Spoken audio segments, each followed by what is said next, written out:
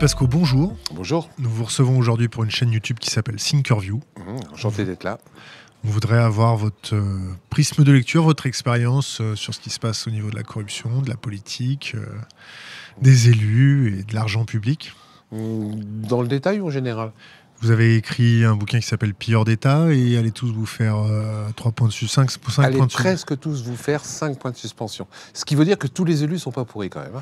Et j'en ai aussi écrit un en 2014 qui s'appelait Délit d'élus, où je référençais plus de 400 élus. J'ai écrit ça avec Grazier Rilou, qui avait mis les doigts dans la confiture. J'en ai écrit un autre aussi qui est pas mal aussi, que je conseille parce que je connais l'auteur, aussi, qui s'appelle Du goudron et des plumes. Vous savez, ces gens qui trichent dans la vie et qu'on met sur un rail et qu'on couvre de goudron et de plumes. Et je pense que quelquefois, il y a quelques élus de la République qui devraient un petit peu goûter au goudron et les plumes. Pourquoi ils ne goûtent pas à ce fameux goudron? Ils sont protégés? C'est un réseau? Alors c'est un réseau, ils sont protégés, ils sont entre eux, c'est eux qui font les lois. Tout le monde se tient par la barbichette? Ils se tiennent par la barbichette, ils ont l'économique maintenant derrière eux. Et puis le Français a pas de couilles. Le Français aujourd'hui, je me rends compte qu'il préfère avoir des élus corrompus que des élus intègres. Parce qu'un élu corrompu, il vous fera sauter vos PV. Un élu corrompu, il vous permettra à votre fille de rentrer à l'université en passant un petit coup de fil au recteur malgré le fait qu'elle n'ait pas eu les bonnes notes. Un élu corrompu, il embauchera votre fils à la cantine ou comme cantonnier. Donc le problème, il est là aussi, c'est que les gens votent pour des élus corrompus tout en le sachant. C'est de la subornation de vote? C'est pas de la subornation de vote, c'est des petits arrangements entre amis. Je veux dire, vaut mieux avoir un élu corrompu qu'un élu intègre, parce qu'un élu intègre, il vous fera pas sauter vos PV. Donc même si on est tous d'accord sur le fait d'avoir des élus intègres, quand c'est chez soi, si on en a un qui est un peu magouilleur, on aime bien. C'est aussi une des problématiques que j'ai rencontrées. On a un petit proverbe sur cette chaîne qui est « À ces foules aveugles ou à ces politiques qui leur crèvent les yeux, choisis ton camp ». Ouais, j'aimerais bien que les gens choisissent leur camp. Et le problème, c'est que les gens choisissent pas leur camp.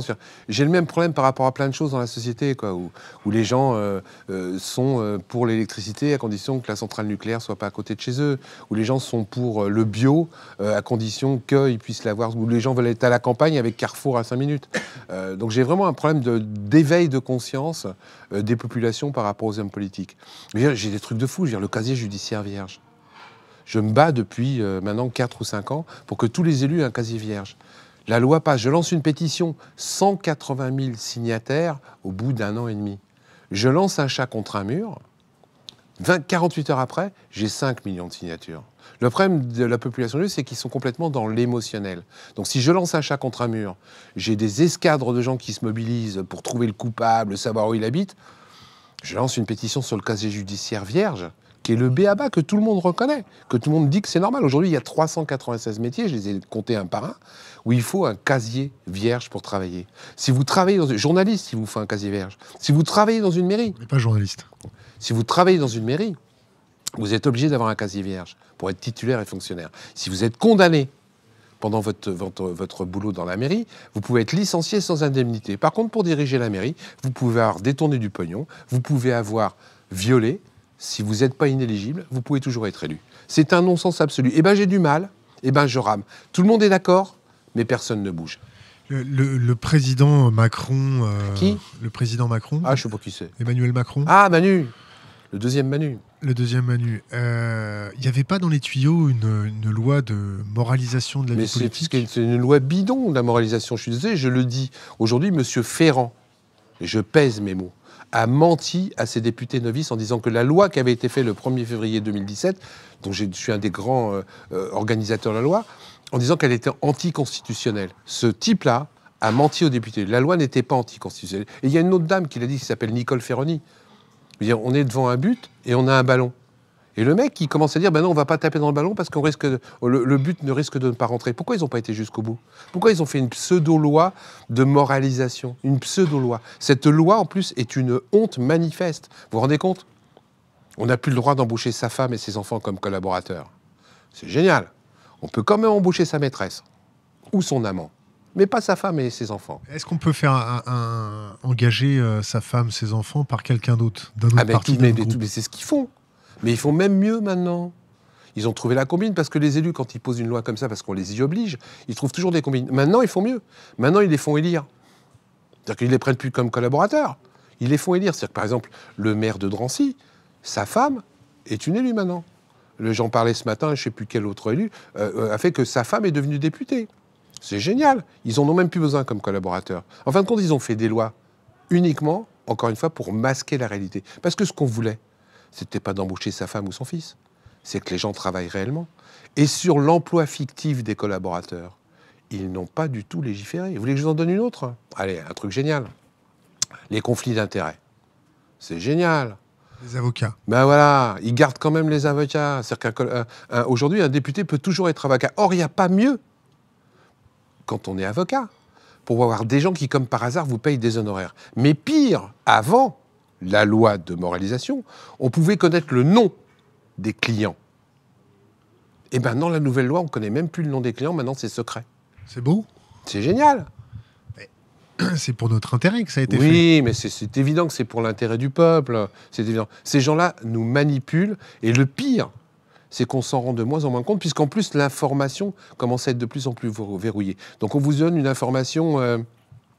Stérilisée. Ouais, politiquement correcte. Aseptisée. Aseptisée. Toujours la même... McDonaldisée.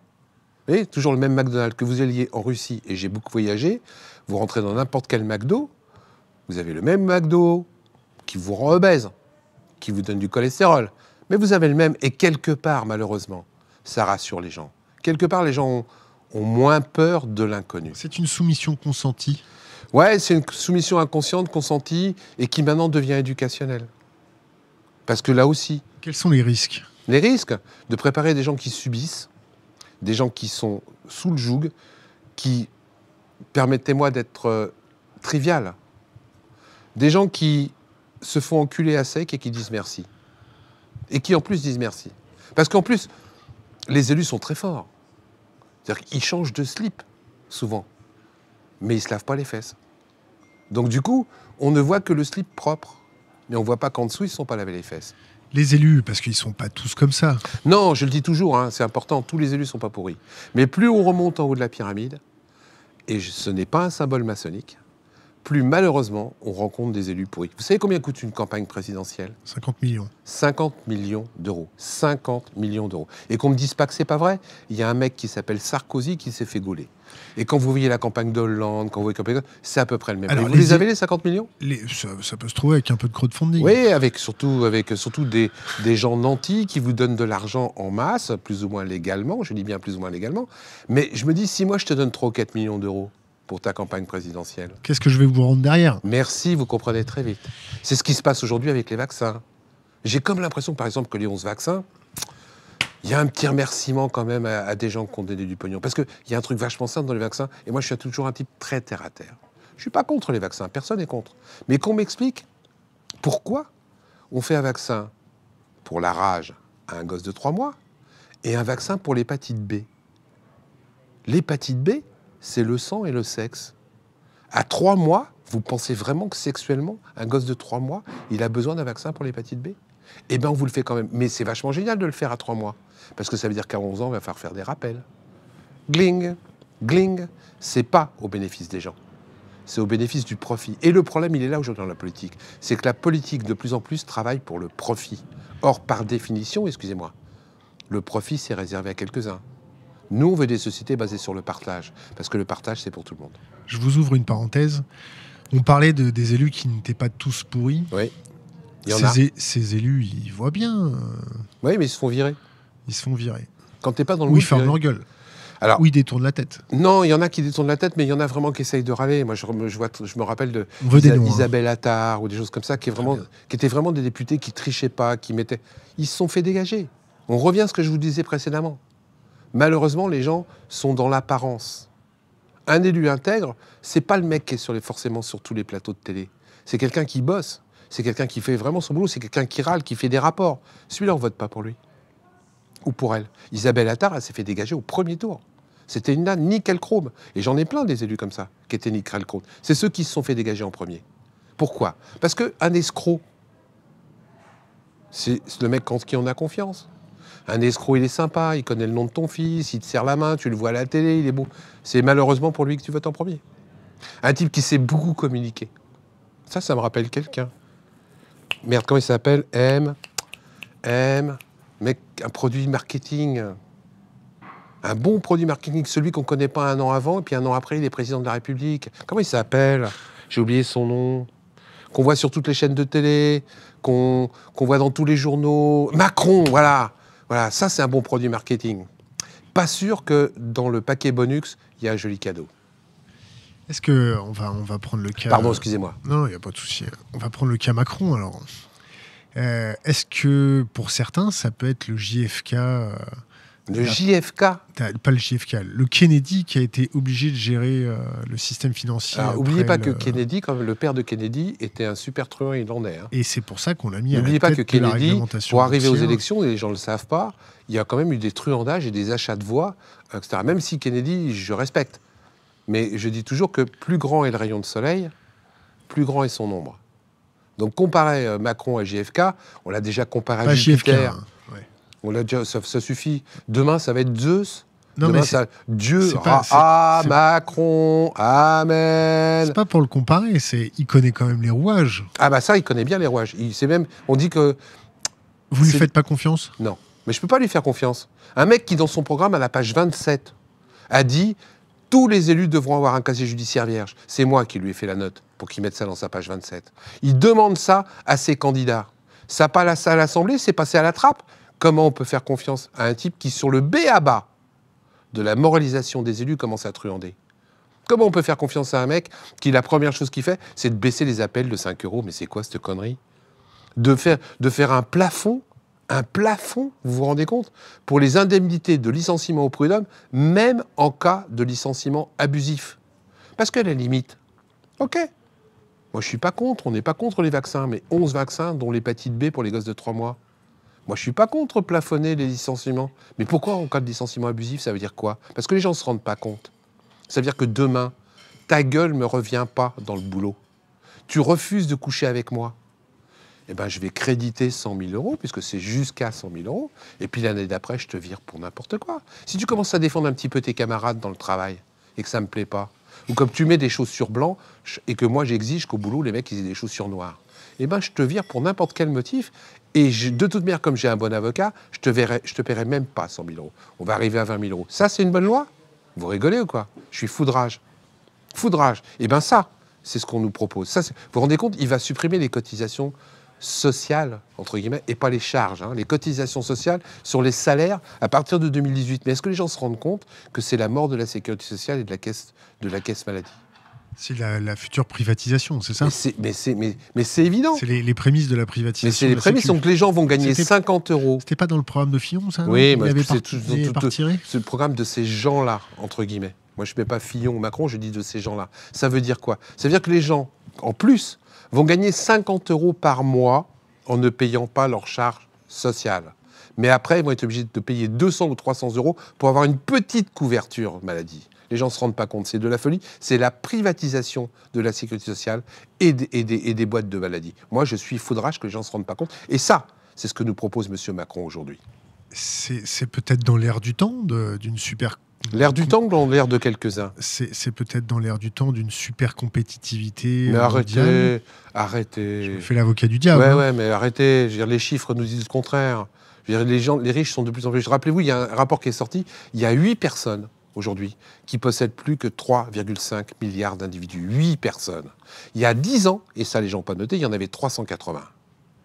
En 10 ans, on est passé de 380 à 8. C'est ça, l'air du temps, l'optimisation? Oui, l'optimisation, pour quelques personnes. Pourquoi on ne s'est pas occupé, dans la loi de moralisation, de comment ça s'appelle ce truc-là?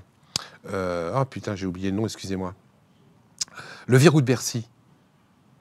Le fait que le ministre puisse c'est poursuivre les au ministres, pénal. j'ai les preuves, tout ça c'est dans mes livres.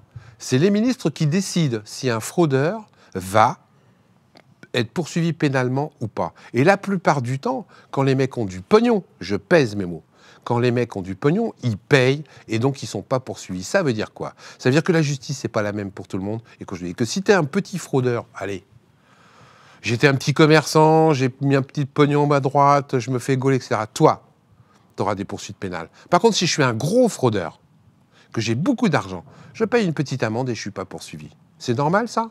Eh bien, ça, c'est la loi Macron. Ça, c'est la loi Sapin 2 auquel il a participé. Moi, je deviens foudrage. Parce qu'on me dit que c'est pour le peuple. Non, non. C'est au profit de quelques-uns. Et j'en ai les preuves. Je viens de vous le dire. Et donc pour vous, ça vient de quoi? Les gens sont pas au courant de ça ou les gens... Les gens ne veulent pas être au courant et les gens boivent les paroles bidons qu'on leur donne. Quand Ferrand a dit aux députés... Non, ils savent pas. Et puis ils s'en remettent aux gens qui ont le savoir. Parce que les gens qui ont le savoir, ils sont là pour vous aider. Et quand vous avez l'impression que les gens qui ont le savoir vous disent quelque chose, vous prenez malheureusement ça pour argent comptant parce que les gens sont plus curieux. Parce qu'ils sont pris par leurs propres problématiques. Que quand vous avez désespérément besoin d'argent, entre guillemets, et que vous passez votre temps à savoir comment vous allez nourrir vos gosses, vous n'avez plus le temps de vous occuper de la politique. Vous n'avez plus le temps. Parce que vous êtes au taquet.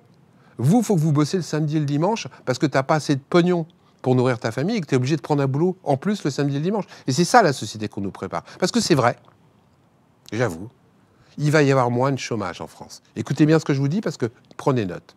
Il va y avoir moins de chômage en France. C'est sûr.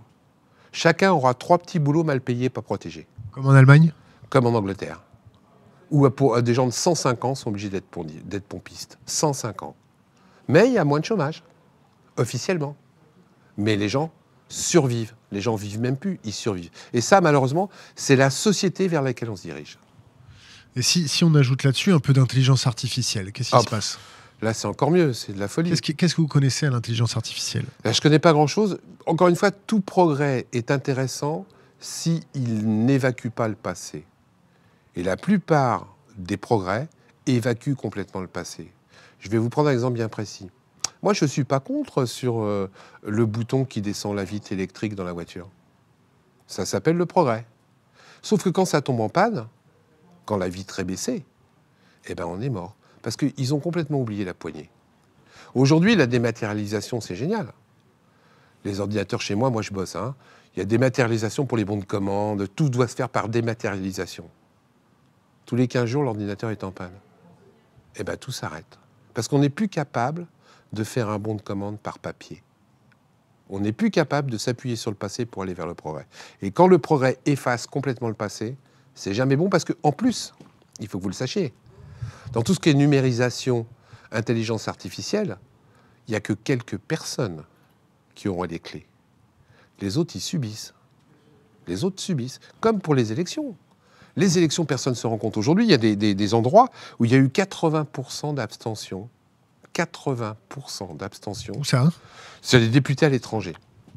Il y a des élus, je l'ai mis dans mon dernier livre, qui ont été élus avec 0,5 électeurs sur 10.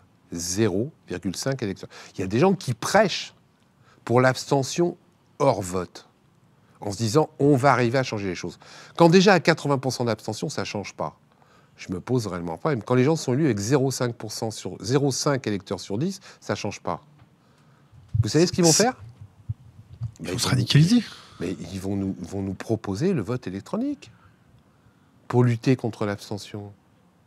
Et le pire, c'est que les gens vont être d'accord. Parce qu'on va être... Mais tu te rends compte, c'est vachement mieux.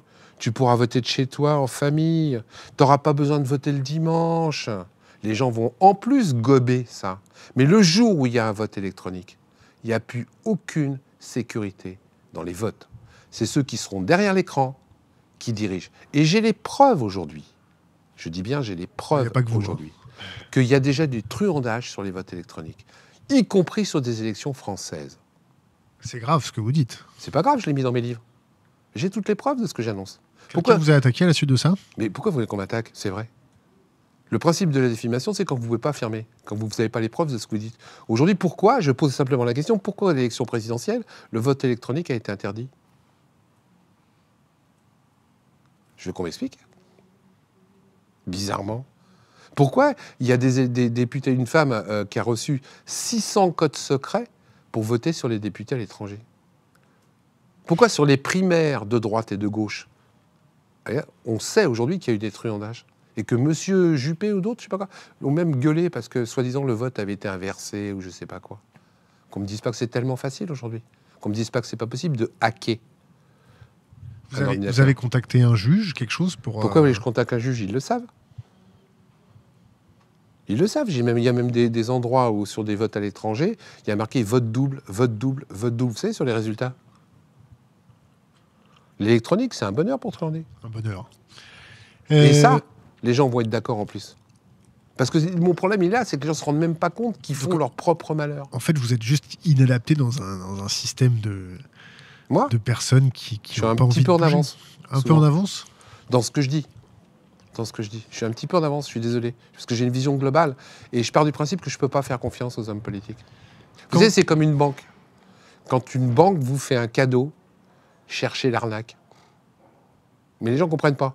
Quand une banque te fait « Ah ouais, je fonce ». Non, non. Quand une banque te fait un cadeau, cherche l'arnaque. Parce que les seules personnes qui font jamais faillite, entre guillemets, je dis bien entre guillemets, en cas de crise, c'est les banques. Ils ont même fait un système là où ils ont voté parce que les politiques rejoignent les banquiers, rejoignent les économiques. On va pouvoir prendre ton pognon si la banque fait du déficit. Donc aujourd'hui, il y a un truc vachement génial dont personne ne se rend compte. La banque fait des bénéfices, c'est pour elle.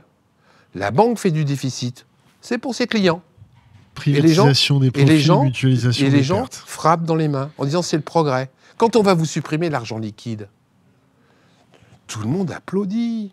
Mais vous vous rendez compte, la petite vieille, elle ne pourra pas se faire voler son argent. Si jamais ta maison flambe, eh ben, tout de suite, ta carte, on te recrédite l'argent. Mais les gens ne se rendent pas compte que sans argent liquide, il n'y a plus de liberté. Je vais vouloir donner du pognon à mon petit-fils. Je ne pourrai plus le faire, la banque sera au courant. Donc l'État, donc le fisc. Je veux payer un truc comme ça, je ne pourrai plus le faire. Tout ça, mon argent sera à la banque dès que je l'ai touché. En plus, la banque saura exactement ce que j'achète, puisque tout sera par carte. Donc c'est vachement plus facile derrière pour me manipuler. Il commence déjà. C'est-à-dire que je saurai exactement ce que tu aimes, comment tu l'aimes, ce que tu achètes, combien de fois tu l'achètes. Donc je pourrais t'en refoutre une petite couche, gentiment, sous forme de publicité ou de sollicitation. De neuromarketing. Voilà. Sans argent liquide, la liberté n'existe plus. Mais les gens ne s'en rendent pas compte parce que pour eux, soi-disant, ça va être plus pratique. Alors, ils méritent peut-être ce qui est en train de leur arriver, non? Pardon? Ils méritent peut-être ce qui leur arrive? Non, tu ne le mérites pas, parce que quand tu te fais manipuler, c'est trop facile. Est-ce que tu mérites de te faire voler par un escroc? Non. Parce que l'escroc, il est gentil, parce que l'escroc, il t'a baratiné. Parce que tu n'as pas le temps, puis tu l'as cru, puis le mec, il est de bonne foi, et puis tu as juré que c'était vrai. Et toi, tu as cru que c'est comme il jurait que c'était vrai. Puis résultat, c'est un escroc. Donc, est-ce qu'on doit condamner les mecs qui se font escroquer? Non. Non, on doit être beaucoup plus rigoureux par rapport aux escrocs. Et c'est pas le cas, parce qu'en plus, il faut le savoir, ces mecs-là, de moins en moins, ils risquent. Toi, tu détournes 150 €. Toi, tu bosses au black pour nourrir ta famille et tu gagnes 150 €. Tu gagnes 150 € parce que tu refais les carrelages ou tu refais la peinture chez quelqu'un. Au bout de 3 mois, on te fait vendre ta maison. Eux, ils détournent des millions d'euros. 15 ans après, ils sont toujours pas condamnés. Mais c'est un bonheur. Et les élus participent à ça. Cahuzac est en prison, là, non? Mais non, il n'est pas en prison. Vous rigolez ou quoi? Ces gens-là ne vont pas jamais en prison. Ou même quand ils vont en prison, ils vont dans les prisons de 3 étoiles, les quartiers VIP. Donc ces gens-là ont les moyens et ils ont les lois. Mais nous, on dit Amen. C'est ça qui me rend fou. On dit Amen. Ah ouais, le pauvre. Qu'est-ce qu'on l'embête, ce pauvre monsieur? Tu penses qu'on l'embête, c'est sûr. Mais ils ne se rendent pas compte, les gens. Mais moi, je ne leur en veux pas. C'est un manque d'éducation. Et tout est fait pour que les gens ne soient pas éduqués. Tout est fait maintenant. L'information est dans une espèce d'entonnoir. Tout ce qui est véritable information, on ne te le dit pas. Aujourd'hui, il y a plein de procès qui sont en train de se passer où des mecs qui ont truandé à mort sont absous, non-lieu. Qui? J'ai plus les noms en tête, je vous les donnerai après si vous voulez, parce que j'essaye de tout suivre. À un moment donné, j'ai qu'un seul cerveau. Mais des grosses boîtes qui ont truandé sur des énormes sommes, les mecs ont des non-lieux. On a les preuves, on a tout. Je vais vous en donner un autre. Le mec de l'IUEM, là, je ne sais plus quoi, blanc, Savignac, qui a détourné des centaines de millions d'euros. Il a été condamné à quoi? Que dalle. Vous savez, il distribuait pour la paix sociale. Le mec qui bossait dans je ne sais plus quel syndicat, le MEDEF ou je ne sais pas quoi là, il distribuait de l'argent pour la paix sociale. Vous vous souvenez pas de cette affaire-là? Elle est passée. Ben oui, je sais bien. Le problème, c'est que ça fait 3 lignes après. Et ben ce mec-là, il est passé en procès l'autre fois. Il a quasiment rien pris, mais il n'a pas parlé. On vous objecte, du moins certains journalistes vous objectent de participer à la défiance. Oui, c'est ça. Oui. Ça, c'est le truc. Soit la défiance, soit je fais partie de la CIA, soit je bosse pour les Russes. On m'a même fait le coup du Mossad. Voilà, ou du Front National. Je suis un sous-marin du Front National. Non, c'est l'inverse. Plus on sera transparent, moins ils pourront abuser. Plus vous saurez moins ils pourront le faire. Parce que, en fin de compte, ces trucs-là perdurent et ne se développent que sur quoi? Sur l'opacité. Sur le fait qu'on ne sait pas. Ou la misère intellectuelle. Oui, ou la misère intellectuelle, mais la misère intellectuelle, elle est organisée aussi. Vous voulez que je vous en donne une petite? Allez, Académie de Créteil. Ça vous dit quelque chose? Ouais. Concours de professeurs des écoles. Là, 2016-2017. Vous connaissez la note d'admission pour devenir professeur des écoles? 10, Non, 9, non, 8. non. 3,5. Non. Non. Non. 3,5. Ils ont Sur besoin 20. de beaucoup de professeurs. Vous non faites le concours de professeur des écoles, vous avez 3,5 sur 20, vous êtes admis pour être professeur des écoles l'année suivante. Puisqu'en plus, avant, c'était bête pour devenir professeur des écoles, il fallait 3 ans, aller dans une école à Étiole, faire un peu de pédagogie, faire un peu de choses. Non, non, 1 an et demi après, vous êtes professeur des écoles. Pire, avec la nouvelle loi là, c'est maintenant Pôle emploi qui a appelé des gens, bac plus 2, bac plus 3, bac plus 4, pour être instituteur dans les écoles. Sans formation, 3 jours de formation. Génial. On prépare quoi, là? On prépare des professeurs des écoles qui ne sont pas formés, ou d'autres, 3,5 sur 20, qui savent moins lire et écrire que les gamins à qui ils doivent apprendre. Donc C'est pas préparer des générations d'abrutis? Vous êtes d'accord avec Alexandre Laurent qui dit il nous faudrait des bac plus 10 pour éduquer nos enfants au primaire. Alors, il nous faudrait surtout des gens formés, parce qu'ils sont de moins en moins formés. Aujourd'hui, il faut que vous le sachiez, moi je suis de banlieue. Sur 1 heure de cours, on passe environ 45 minutes de discipline. Les niveaux sont totalement disparates. C'est-à-dire que quand vous avez dans la même classe, moi je vois en maternelle, mon épouse est institutrice, quand vous avez une classe où vous avez 7 ou 8 gosses de pays différents qui ne parlent pas français, vous faites quoi? Vous faites comment? Eh bien, vous bâclez, vous comblez, vous bouchez, mais vous ne faites pas un véritable travail. Et ça, on le sait. C'est une insulte pour l'avenir, clair. C'est pas une insulte, c'est un constat. C'est un constat que si on ne se réveille pas de façon civique, de façon citoyenne, pour dire non, arrêtez de nous prendre pour des cons, c'est nos impôts. Rappelez-vous toujours que les élus, c'est nos employés. Donc sur la défiance, ne vous inquiétez pas, on l'a rappelé il n'y a pas très longtemps, certains du ministère des Affaires étrangères, que c'était nos employés. Quand on vous dit que vous participez à la défiance... Non, je participe pas à la défiance, je participe à l'éveil. Ça veut dire quoi, de participer à la défiance? Alors il faut faire l'autruche? Il faut rien dire? Il faut faire comme certains élus politiques, je regarde ailleurs. On vous a reproché que certains élus reçoivent des gifles. Ah oui, mais j'en ai même dit il n'y a pas longtemps, dans une émission, où il y avait des gifles, il y a des baffes qui se perdent. J'assume. J'ai pas dit qu'il fallait les donner. J'ai dit il y a des baffes qui se perdent. Mais honnêtement, quand vous voyez ce qui se passe des fois, t'as pas envie de donner des baffes? Moi, si. J'ai pas dit que je les donnerais. Mais ça me démange. Vous avez reçu des menaces? Oui. Quel type? Menace de mort, menace de... Voilà. Mort de qui? De moi. Oui, mais on se doute bien, mais qui vous envoie ça? De gens bien, de gens dont j'ai les noms bien marqués dans un petit papier. Ne vous inquiétez pas. Mais oui, j'ai eu, c'est normal. En plus, je suis pas achetable, je suis pas vendable. Vous prenez plus de scooter? Non, ça, le scooter, je prends plus, j'évite. Ça, surtout avec un casque. Non, j'évite. Non, mais je fais gaffe quand même. Mais s'ils veulent me tuer, ils me tueront. Parce que, honnêtement, quand vous commencez à toucher... Non, vous avez eu des petits contrôles fiscaux? Oui, bah, ça j'ai déjà eu ça. Ouais. Contrôle fiscal total. Vous avez fait un chèque de 375 francs il y a 3 ans. Est-ce que vous avez la facture? C'était sur une autre affaire, ça. C'est quand je me luttais contre les sectes. Donc, je balance une secte à la presse, etc., etc. 2 jours après, contrôle fiscal. Par contre, tous les gens de la secte, ils n'ont pas eu. C'est bizarre, hein? Est-ce que le peuple français n'est pas dans une catatonie émotionnelle qui sera ou qui est déjà... Il est anesthésié. La preuve, ils ont voté Macron. Est-ce que c'est déjà trop tard? C'est jamais trop tard. C'est jamais trop tard. On a vu dans l'histoire, dans les choses, des situations désespérées qui, en fin de compte, basculaient complètement. Donc, c'est jamais trop tard. Moi, je refuse le désespoir. Parce que si je commence à dire c'est trop tard, je tombe dans le fatalisme. Si je tombe dans le fatalisme, je vais dans le sens où ils veulent. Ah ben, on peut rien faire. Moi, j'entends souvent, et je l'ai eu dans une émission, où c'est normal, les élus, c'est des pourris. Non, c'est pas normal. Non. Non, un élu ne doit pas être pourri. Un élu, c'est fait pour servir, pas pour se servir. Et les gens trouvent ça normal parce que petit à petit, il y en a tellement, ça rentre dans la normalité. Tu sais, c'est comme... moi, je me souviens, quand j'ai commencé ma carrière à 14 ans, j'ai bossé dans un endroit où il y avait une morgue. Et j'allais voir le mec. Le premier mort, ça te secoue. Hein. Puis 15 jours après, on prenait notre déjeuner au milieu des Maccabées. Le problème qu'on a aujourd'hui, c'est qu'il y a tellement de corruption, entre guillemets, que c'est en train de se banaliser. Et je dis attention, moi, j'ai pas envie de devenir un pays comme on en voit et qu'on critique à l'étranger, où on sait que c'est un pays d'élus corrompus. Parce que... Nous, ça se voit pas qu'on est corrompu. Ça se voit pas encore tout à fait.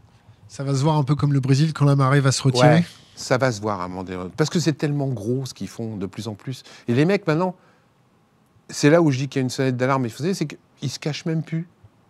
Avant, ils se cachaient un petit peu, du temps de Pasqua, c'était, tu vois, les magouilles en dessous, etc. Maintenant, c'est carrément, je te balance des lois pour... Regarde, la loi qu'ils ont passée juste avant Macron sur le délit par ruse. Avant, quand un élu faisait un délit par ruse, tu avais 10 ans de prescription au moment où tu constatais le délit. Je rappelle, écoutez bien, c'est délit par ruse. Donc, par définition, un délit par ruse, c'est caché. D'accord ? Donc, quand tu découvrais la magouille, tu avais 10 ans de prescription. Eh bien, ils ont passé une loi où c'est 12 ans de prescription. Alors, les gens ont retenu 12 ans, ouais, c'est mieux. Ouais, sauf que c'est à partir du moment du délit. C'est-à-dire que si jamais un mec fait un délit par ruse en 2000 et que tu découvres l'affaire en 2011, tu as 1 an avant la prescription pour boucler l'affaire. C'est génial.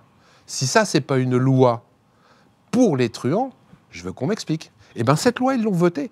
Et ils l'ont votée tout parti politique confondu. Tout parti politique confondu. Et c'est là où je dis qu'il y a un malaise. Où est la droite, où est la gauche? Ils sont en train de se protéger. Mais les uns les autres. Ils vivent entre eux. Ils se protègent Parce que la soupe est bonne, jeune homme. Oui, non, mais la soupe est bonne, mais la soupe risque d'être un peu aride dans pas très longtemps. Est-ce qu'ils se protègent de la vindicte future populaire oui, mais il y a même des endroits, je vous rappelle quand même, que si vous regardez un petit peu le monde entier, il y a des endroits où les mecs font voter des lois d'amnistie pour eux. C'est l'Italie, non? Non, pas que l'Italie, d'autres pays en Amérique, etc. Les mecs se font voter des lois d'amnistie pour eux. Et ça passe. Et ça passe. C'est là où ça devient fou. Toi, je rappelle toujours, tu truandes sur 50 €, on te vend ta bagnole. Eux, ils te rentrent sur des millions d'euros, ils se font voter une loi d'amnistie. C'est génial! Est-ce que les fous ont pris le contrôle de l'asile? Non, les fous n'ont pas pris le contrôle de l'asile parce que je pense que ces gens-là sont pas fous. Parce qu'en plus, quand tu les fréquentes, et moi je les fréquente, ils ont bonne conscience. Ils ont l'impression de faire le bien. Ils ont l'impression que eux savent ce qui est bien pour toi. Aujourd'hui, la loi de travail, est-ce que c'est des gens qui travaillent réellement qui l'ont faite? C'est des énarques, 2 ou 3, qui, eux, ne savent pas ce que c'est que le travail. Entre guillemets. Ils travaillent, ces gens-là. Ils ont l'impression de bosser. Mais ils ne savent pas ce que c'est que se lever à 4 h du matin pour s'occuper des gosses, d'avoir 3 heures de transport, de gagner 2 000 € par mois et de ne pas savoir ce que tu vas mettre dans le frigo le 10 du mois. Parce que eux... Encore 2 000 €. Ouais, et encore. Et encore. Eh bien, c'est ces gens-là qu'on fait les lois pour nous expliquer comment on allait travailler pour gagner 500 € par mois. Il y a quand même une distorsion, à mon avis. Et de plus en plus, c'est ça. C'est-à-dire que c'est les nantis qui te disent comment tu vas vivre en étant pauvre. Ok, donc ils sont complètement hors sol. C'est plus qu'hors sol, là. Ils sont, Quels sont les je dirais pas dans les nuages, parce qu'on va les comparer à Dieu. Quelles sont les préconisations pour les faire descendre de leurs nuages? Eh bien, arrêtez de voter déjà pour des truands. Ça, c'est le b.a.-ba. Voter pour qui? Pour l'instant, je veux dire que la meilleure des abstentions aujourd'hui, c'est le bulletin blanc ou le bulletin nul. Voilà. Mais dans l'urne. Pourquoi? Parce que quand il y aura 80% de bulletins blancs dans l'urne, ils seront obligés de changer les choses. Obligés. Parce que là, ça se verra vraiment. En France et dans le monde entier. L'abstention hors vote ne sert à rien qu'à renforcer la venue du vote électronique. Clair, net et sans bavure. L'abstention dans le vote, en blanc ou en nul, à un moment donné, ça fait basculer les choses. Mais ça, les gens ne s'en rendent pas compte et ça les arrange, les élus. Parce qu'en plus, l'abstention, ça compte pas et ça comptera jamais. Donc les mecs, aujourd'hui, je le répète, je l'ai mis dans mes livres, sont élus avec 0,5 électeurs sur 10. Vous vous rendez compte, ces gens-là sont légalement élus, mais sont plus représentatifs. Moi, j'ai des sénateurs qui ont été élus avec 11 voix. Lesquels? 11. Lisez mon livre, cher monsieur, vous le verrez, c'est dedans. C'est dedans. Moi, je n'invente rien. Je suis incapable d'inventer. J'en ai un qui a été élu avec 11 voix, l'autre qui a été élu avec 15. Les mecs, ils font plus de campagne d'élection, ils font un dîner. Il y en a même un qui a perdu 2 voix. Parce qu'il avait 2 végétariens dans ceux qui les invités, et il a fait un repas à base de viande. Donc il a perdu 2 voix. Mais vous vous rendez compte que c'est plus des élections. C'est de la magouille. C'est un petit cercle de copains. C'est un cercle de copains, c'est de l'entre-soi. Cet entre-soi, vous surfez un peu avec vos bouquins dessus, vous faites un peu de pognon. Ah ben oui, je me fais de l'argent, je me fais 1 euro par livre. Vous en avez vendu combien? 100 000? 140 000. Vous avez J'ai pris- gagné 164 000 euros et j'ai 70 000 euros d'impôts à payer. Et j'ai eu un procès qui m'a coûté 50 000 euros. Faites le compte. Donc c'est plus beaucoup par mois. Merci. Et j'ai bossé 4 ans dessus comme un malade, tout seul. Donc voilà, j'ai gagné un petit peu d'argent, mais moi je l'ai volé à personne. Et en plus, donnez-moi un moyen pour expliquer aux gens. Je fais quoi? Sur Internet? Ça marche pas. Les journalistes, Ouais. ils en pensent quoi de tout ça? Alors, il y a différentes catégories de journalistes. Il y a ceux qui veulent bien m'inviter, il y a ceux qui ont peur, et il y a ceux qui disent que je suis un facho. Ouais. Ah, mais il y a ceux qui ont peur. Hein. J'en ai un qui m'a appelé, hein, qui m'a dit, mais Philippe, c'est génial ce que tu as écrit. C'est la première fois qu'on écrit un bouquin que tout le monde comprend avec les preuves, etc. Mais tu comprends, c'était à l'époque où Valls était Premier ministre. Si Valls devient Premier ministre, président, je suis grillé. J'ai pas eu d'article. C'est souvent ça avec les journalistes? Aujourd'hui, je suis toujours pas passé chez Ruquier. Aujourd'hui, je suis toujours pas passé chez Ardisson. Aujourd'hui, j'ai fait aucune grande émission politique. Bourdin, vous avez fait, non? Oui, j'ai fait Bourdin. Pourquoi j'ai fait Bourdin? Parce que Bourdin a reçu 150 messages d'internautes sur Internet qui lui disent comment ça se fait que vous n'invitez pas Pasco? Et lui, il a eu l'intelligence de m'inviter. Il a bien fait parce que j'en suis à 15 millions de vues sur le petit passage que j'ai fait chez lui. Mais moi, j'ai réussi à vendre. J'ai été déprogrammé 2 fois chez Ruquier. Par qui? Poser les questions à la personne qui est venue dîner chez Catherine Barma un soir pour lui expliquer qu'il fallait peut-être pas faire inviter Pasco à son émission. En plus, je suis passé dans l'Express? Non. Dans l'Obs? Non. Pourtant, j'en suis à 140 000 ventes. Je suis dans les 5 meilleures ventes des livres politiques, essais politiques en 2016. Ça n'intéresse pas. Mais pourquoi? Parce que moi, je tape pas sur la droite, je tape pas sur la gauche, je tape sur le système. Donc on ne peut pas me classer. Quand je vais dans une émission, on ne sait pas ce que je vais dire. Est-ce que les journalistes qui sont un peu conscients des fondamentaux de soutenabilité économique ou sociale ou sociétale, appelez ça comme vous voulez, ils ont peut-être un peu peur que vous allumiez la mèche? Mais j'ai allumé la mèche déjà. Vous n'avez allumé pas grand-chose, il y a 180 000 signatures sur votre pétition. J'ai allumé quelque chose, la loi a été quand même votée 1er février 2017. Ça a fait chou blanc. Mais ça a peut-être fait chou blanc, mais au moins j'ai avancé. Les trucs sur les retraites... Ils ont peur. Mais ils ont peur, c'est évident. Ce que je dis est factuel. Je n'ai rien inventé. Quand j'ai sorti, là, ils sont désespérés que les parlementaires, entre guillemets, qui avaient ce qu'on appelle se déclaraient comme agriculteurs, il y en a une cinquantaine, ne payent pas la cotisation sociale de la MSA en tant que parlementaire, et même quand ils le sont plus. Putain, il est chiant, Pasco, d'avoir sorti ça. Quand j'ai sorti que les élus payaient pas leur train à vie, que les ministres et premiers ministres pouvaient voyager sur Air France avec leurs enfants gratuitement à vie. C'est moi qui l'ai sorti, ils sont en train de changer. L'autre zozo, là, comment il s'appelle, de Ruby, là, Monsieur de Ruby, le nouveau président, il a bien sorti un petit truc il n'y a pas longtemps, parce que ça la fout mal après, quand vous le savez. Comme quoi, les élus qui ont fait plus de 3 mandats n'auront plus de billets de train. Il y a encore plein d'autres trucs. Donc plus on sait, plus on est transparent. Et c'est parce que j'en ai vendu 140 000 livres et que ça sait qu'ils sont obligés de changer les choses. C'est parce que j'ai commencé à gueuler en 2013 sur le casier judiciaire vierge que tout le monde a repris les 396 métiers. Et je vais même vous donner un scoop. Il y en a plus de 396 où on exige un casier judiciaire vierge. Mais à 396, j'en avais marre de les compter. Donc il y en a encore plus. Et ça a été repris par toute la presse depuis. Donc ça veut bien dire qu'on arrive à faire des choses. Il faut juste insister. Et se servir des médias. Et se servir des angles médiatiques. Pour revenir aux journalistes, oui. Donc ceux qui ont peur, on en a parlé. Ceux qui fonctionnent avec le système, c'est lesquels? Bon, y a un type là... Oh, il vient d'être nommé porte-parole, je crois. Je sais plus comment il s'appelle, ce mec. J'ai fait 2 émissions avec lui. Très honnêtement, c'était pas ma cup of tea, ce mec. Je le trouvais un peu sirupeux. Tu sais, les mecs qui dégoulinent d'arrivisme, là. Ah, il vient d'être nommé porte-parole. Tant mieux pour lui. Bon, on va passer à d'autres sujets. On a fait le tour du vôtre. On peut vous creuser sur d'autres sujets? Ah, mais allez-y. Le terrorisme. Oui. Qu'est-ce qu'on en pense? Je pense que le terrorisme, on ne prend pas les choses à la base. Encore une fois. Je modère vraiment mes paroles sur le terrorisme parce que je ne veux pas non plus... mais la façon dont on laisse j'arrive jamais à le dire ce mot, déshérence des populations, des quartiers, c'est le foyer du terrorisme. Le manque d'éducation. Le foyer du terrorisme, c'est pas notre politique étrangère. Mais aussi, aussi, c'est aussi notre politique étrangère. Moi, j'ai pas mal voyagé. J'étais au Tchad au moment de l'affaire Tombalbaye en 1973-74, ici à Nabré. J'ai assisté au coup d'État. La France, à l'époque, vous vous souvenez, je sais pas, t'es un peu trop jeune, mais les camions comme ça, où il y avait marqué une publicité, comme dans la publicité interlude qui se suivait dans les rues pour faire de la pub. Et je sais pas, t'as pas connu. Donc à une époque, il y avait des camions qui passaient dans les rues avec de la pub dessus. Et ben moi, je l'ai vu au Tchad. Venez en France, venez travailler en France, avec les palmiers et tout.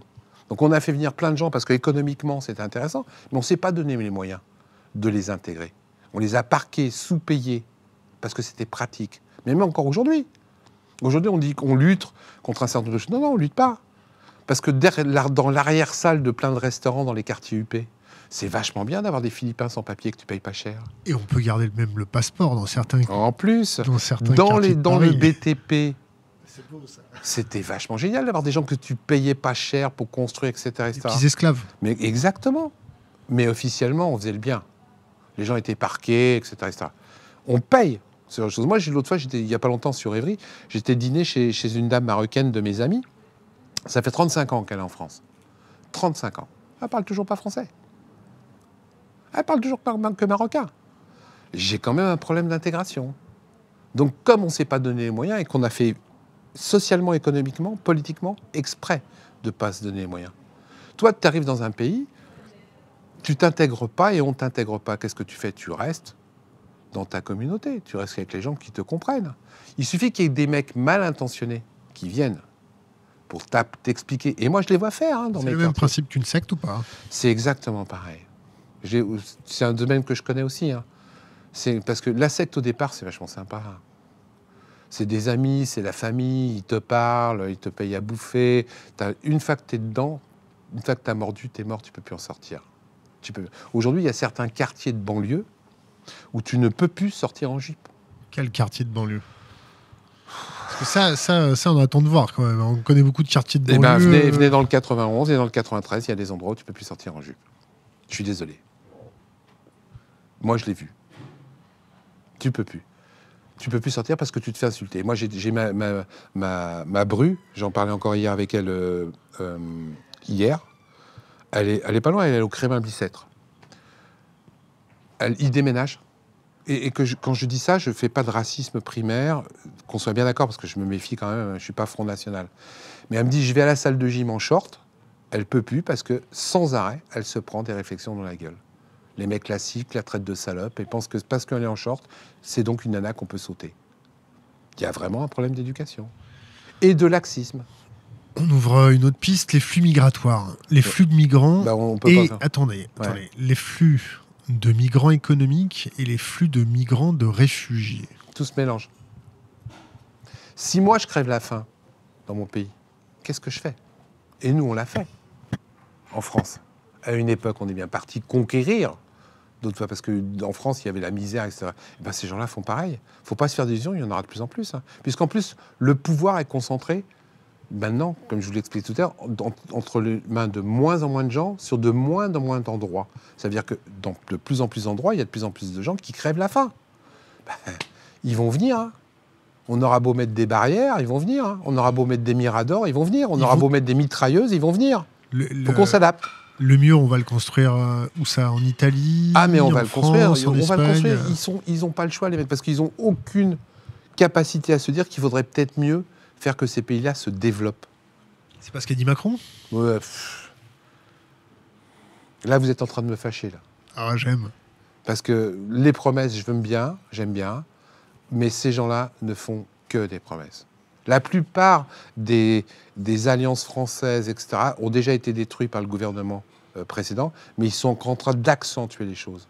Donc il y a de moins en moins de moyens qu'on attribue pour le développement des pays. Par contre, il y a de plus en plus de moyens pour exploiter les pays émergents, pour prendre le pognon. Et là, encore une fois, qu'on ne me dise pas, j'y étais, j'ai fait le Tchad, j'ai fait l'Ukraine, j'ai fait le Mali, j'ai fait le Congo, où j'ai été pendant 5 ans. Le Rwanda un peu, non? Non, j'ai pas fait le Rwanda, j'ai fait le Congo, moi, la RDC, Djibouti, côté Kinshasa. Djibouti?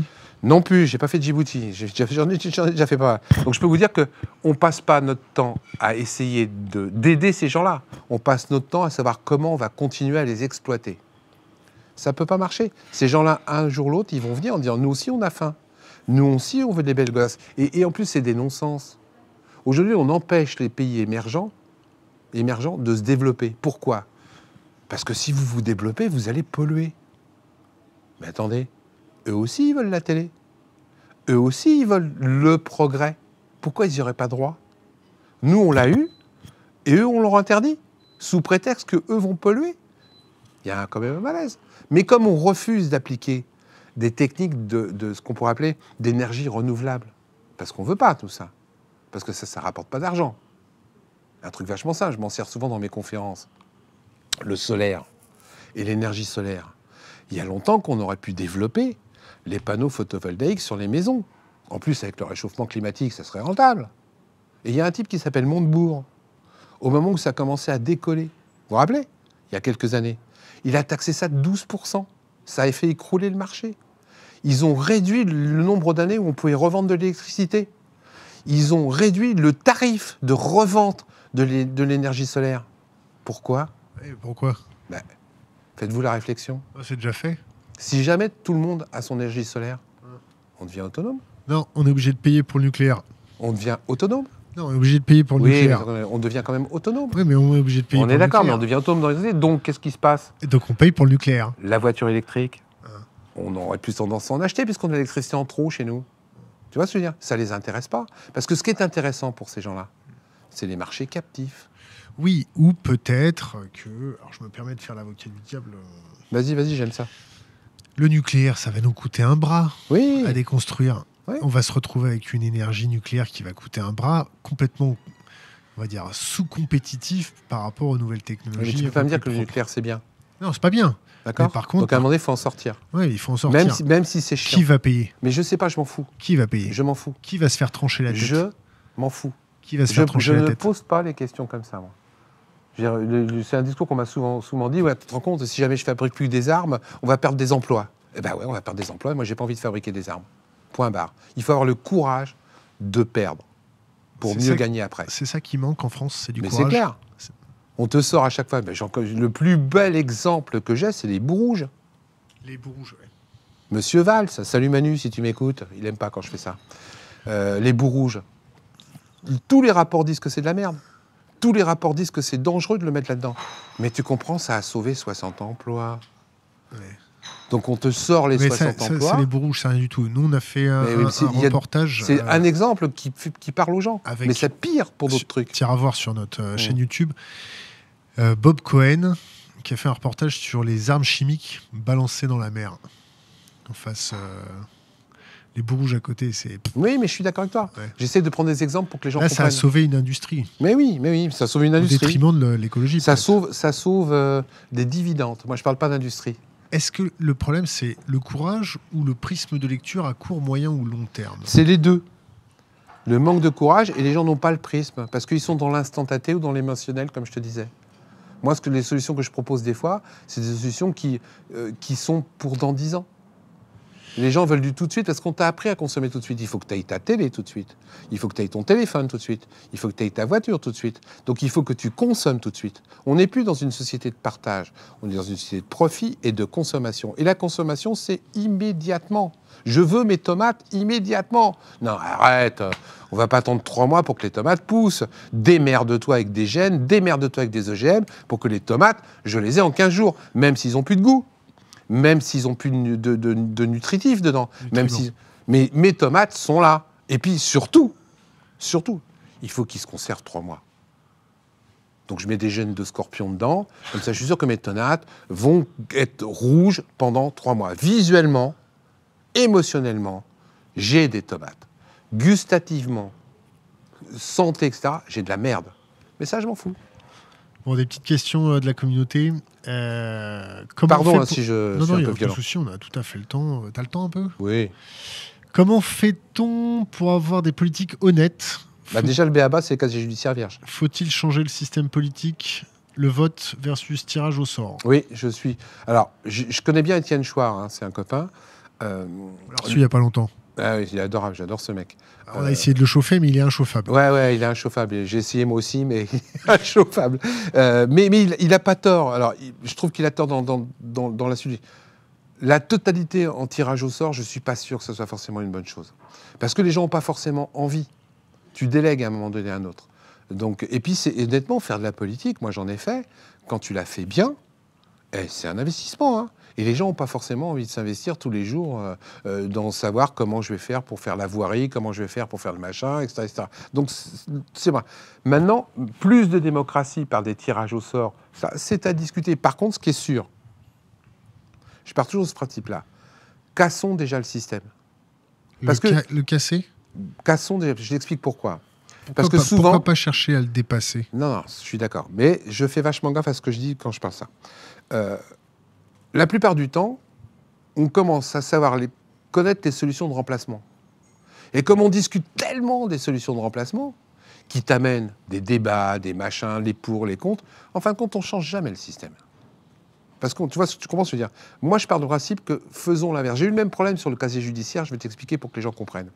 Les gens, oui, mais tu comprends, le casier judiciaire, José Bové, il n'aurait pas pu être élu. Si j'ai fait une petite connerie à 18 ans, je ne peux pas être élu, etc. C'est pas mon problème. Le casier judiciaire, c'est le b.a.-ba pour être élu. On pose la loi et on verra après les détails. Donc, cassons ce système de merde d'élection. Et comme l'être humain n'aime pas le vide, comme l'être humain est suffisamment inventif, avec des gens constructifs, avec un casier judiciaire vierge, etc., on va trouver d'autres systèmes de vote. Mais le b.a.-ba déjà en politique, c'est le casier judiciaire vierge. Il est anormal qu'un mec qui a détourné du pognon gère mon pognon. Il est anormal qu'un mec qui a violé une nana puisse encore faire des mariages ou diriger des colonies de vacances. Et aujourd'hui, la politique, c'est ça. Ces gens-là sont facilement... Je pense que pour les colonies de vacances, ils doivent vérifier un minimum quand même, non? Pardon? Non? Mais non. Celui qui est animateur dans la colonie de vacances, mais un maire qui a été accusé d'harcèlement sexuel, lui, il peut toujours... C'est lui le patron de la colonie de vacances. Alors, et ça, il n'y a aucun problème. Une question de la communauté. Vous avez travaillé combien de temps dans la politique? Et 25 ans. Pourquoi travailler, non. J'ai jamais travaillé dans la politique. J'ai toujours eu un métier à côté.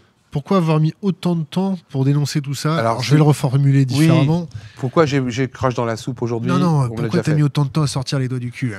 Je me suis pas sorti les doigts du cul. Si les gens connaissent mon parcours, j'ai mis mon parcours dans un de mes livres. J'ai toujours été grande gueule. J'ai toujours ouvert ma gueule.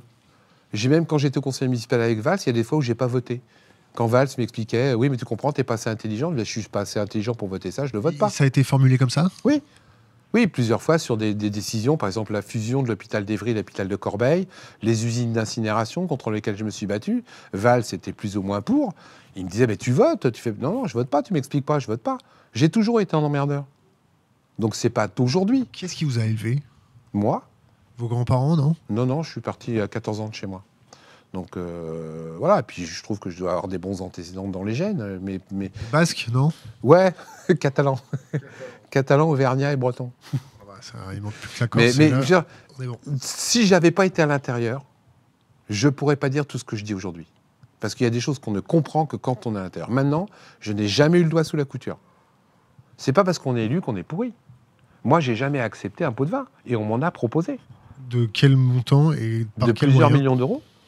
Quand j'étais président de la commission formation professionnelle et apprentissage, donc je gérais 800 millions d'euros par an. Vous avez dénoncé le principe? Non, j'ai dit aux gens, ok, je veux bien, mais tu me mets ça dans le contrat. Je les ai jamais revus. Celle-là, on peut la faire sauter. Ouais, bon, on va la mettre quand même. Quels sont les élus nickel chrome? Il y en a une dizaine que je connais. Ils sont plus élus, hein. Ils ont tous été virés.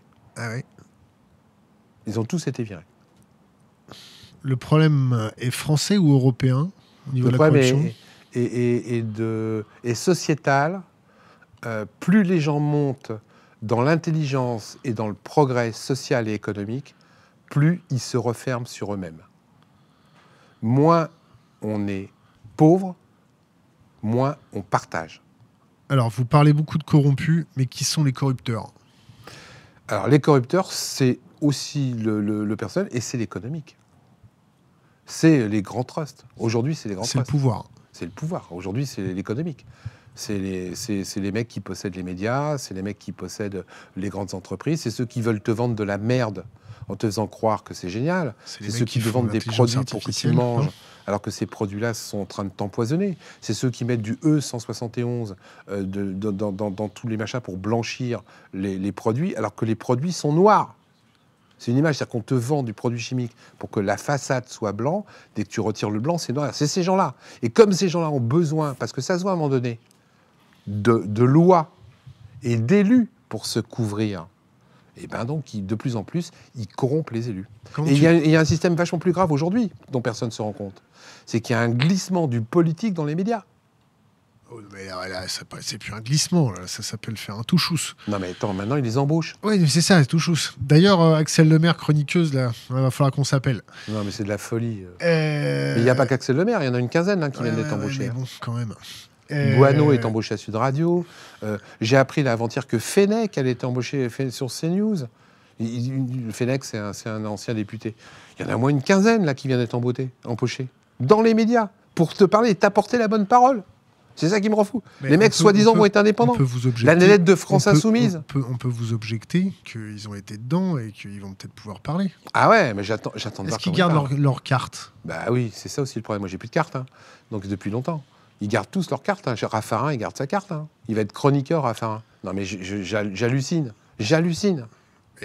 Roselyne Bachelot a eu l'honnêteté. Oui, mais a eu l'honnêteté de dire je ne suis plus en politique.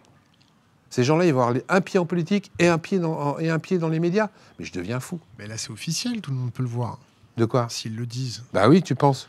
On revient à ce que je te disais précédemment. Remets la bobine à l'envers. La manipulation de masse. À partir du moment où ils passent à la télé, à partir du moment où c'est le pouvoir, les gens vont les croire. Parce que c'est dans le poste. Parce qu'ils ont la parole. Parce que c'est eux qui parlent pour toi. Donc je les crois, je ne vérifie pas. Et la plupart des gens tombent là-dedans. Aujourd'hui, j'ai dénoncé un truc il n'y a pas longtemps. Les banques te demandent, par exemple, aujourd'hui, quand tu fais retirer du liquide, de dire pourquoi faire. À partir de quelle somme? 2 000 ou 3 000 euros. Pourquoi faire? Moi, je réponds à chaque fois, trafic de drogue. Même si parce que je peux pas mettre ça. Montrez-moi le texte de loi qui me dit ce que je dois faire de mon argent. Il n'y a aucun texte de loi. Il y a une circulaire interbanque. Mais les gens, comme c'est le banquier... C'est Tracfin, c'est ça? Une circulaire Tracfin? Mais oui, mais non, c'est une circulaire interbanque. Je n'ai pas parlé de Tracfin. Parce que même là, ils trichent. Même là, ils trichent. J'en ai les preuves, encore une fois. Moi, je ne dis rien sans preuve. Je dis simplement, montrez-moi le texte de loi qui me dit ce que je dois faire de mon argent.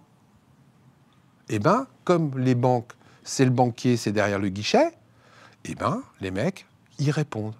Quand tu fais un prêt, le banquier te dit, bon alors, oui, il faudrait que vous mettiez vos revenus dans ma banque. On dit, ça te parle quand je te dis ça. Eh bien non, il n'y a aucun texte de loi. Aucun. Pour négocier, c'est quand même plus facile. Non mais, il n'y a aucun texte de loi. Tu n'es pas obligé de le faire. Alors après, ils te tiennent la gorge, ils disent, oui, mais je ne vous accorde pas le prêt. Mais je porte plainte et je gagne. Sauf que les gens ne le font pas. Comme c'est la banque. On arrive presque à la fin de notre, je peux revenir demain. Notre émission. J'en ai plein d'exemples comme ça. Allez, où les gens cèdent sur le terrain du pouvoir. C'est le pouvoir qui l'a dit. Ferrand dit la loi 1er février 2017 sur le casier judiciaire est anticonstitutionnelle. Ces couillons de députés novices le croient sans vérifier. C'est peut-être pour ça qu'on les a mis là. Oui, c'est aussi pour ça qu'on les a mis là. C'est clair. On arrive à la fin. Et puis la soupe est bonne. C'est combien la soupe chez eux? Grosso merdo, un député, c'est 15 000 euros net par mois. Non, Grosso merdo, je pèse mes mots, un député, c'est 15 000 euros net par mois. Parce que les gens s'arrêtent sa circonscription, je sais pas quoi, là, s'arrêtent toujours à la façade au-dessus de l'iceberg. Mais quand tu payes pas ton Internet gratos, quand tu payes pas ton téléphone, quand tu payes pas un tas de choses, moi je l'additionne, ça s'appelle des revenus annexes. Ça fait 15 000 euros net par mois. Parce que les élus, en fin de compte, ils gagnent pas énormément. Faut pas croire. C'est sur les à côté. Quand tu payes pas ta bouffe, quand tu payes pas ton téléphone, quand tu payes pas ton coiffeur, quand tu payes pas ton repas, ça en fait des thunes. Parce que toi, le travailleur, tu payes tout. C'est peut-être pour ça que les gens sont serviles. Ah bah oui, et puis c'est peut-être pour ça que la soupe étant tellement bonne que j'ai connu plein de mecs qui étaient vachement bien avant d'y être. Puis dès qu'ils ont été élus, c'est bizarre, ils changent. Ils se sont révélés. Bah ouais, tu goûtes pas la soupe, tu dis, oh, en fin de compte, elle n'est pas si mauvaise que ça. Tiens, j'en reprendrai bien encore un peu. Lesquels? Plein d'élus, Xavier Dugouin, j'ai connu ce mec-là, il était génial quand il était jeune. La préconisation pour le citoyen lambda pour améliorer les choses. Voter blanc ou nul. Voter blanc ou nul. Voter massivement blanc ou nul. Le premier mec qui truande, ou la première femme, ne votez plus pour lui. Le voter, c'est un acte citoyen. Si vous n'allez pas voter, vous leur laissez le champ libre. Et entre les élections, on fait quoi ? Entre les élections, il faut parler. Moi, je fais des conférences toutes les semaines. Il faut aller porter la parole. On est 1 aujourd'hui, on est 2 demain, on est 50 après-demain. Petit à petit, ça rentre. Petit à petit, on éveille les consciences. Petit à petit, il y a plein de médias comme vous qui sont encore relativement libres. Je dis bien qui sont encore relativement libres, parce que j'en ai vu qui, petit à petit, se faisaient acheter. Lesquels ? Des médias de télé. Je ne suis pas là pour faire des tribunes et puis me taper des procès en diffamation derrière. Il y en a. Lisez mes livres, tout est dedans. Je ne peux pas te dire mieux. Je suis aussi là pour que les gens s'instruisent, entre guillemets. Et j'ai votre pas la livre prétention aussi un d'être peu, non ? Mais oui, mais c'est normal. T'en as amené un pour nous, là ? J'en dois en avoir un. Si tu veux que je t'en donne un, je vais le payer de ma poche, que c'est moi qui les achète. Hein, les En biens. plus ? Ouais. C'est bien. On a une dernière question qu'on pose toujours à nos invités, c'est laisser une bouteille à la mer. Ouais. Un conseil pour les jeunes générations, un truc qui sera immortel sur l'Internet.